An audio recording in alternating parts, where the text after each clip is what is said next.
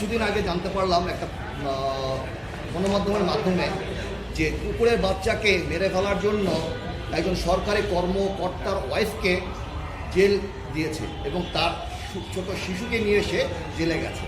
তাহলে কুকুরের বাচ্চাকে হত্যা করার জন্য যদি জেল হতে পারে, তাহলে একটা মানুষের সন্তানকে হত্যা করার রায় কি মাত্র 3 বছর? যদি এটাই হয়ে থাকে তাহলে কি আমরা সেই কুকুরের থেকেও কি অধম না?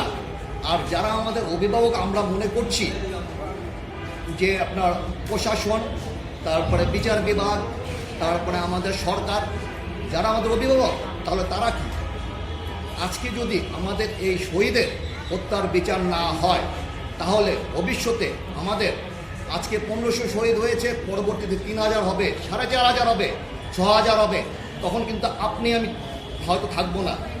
আমাদের যে অন্যায়ের বিরুদ্ধে যে আমাদের আন্দোলন হয়েছিল, সেই আন্দোলনে আমাদের সন্তান যারা শহীদ হয়েছে তাদের রক্তের বিনিময়ে যে সরকার এখন আছে, যে প্রশাসন আছে, তারা তাদের সাথে বেইমানি করছে।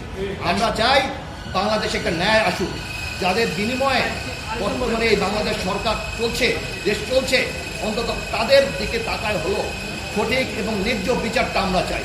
আর যদি এরকম না হয়, তাহলে আমাদের প্রত্যেকের যে মামলা করেছি সেই মামলা আমরা প্রত্যাহার করে নিতে বাধ্য হব।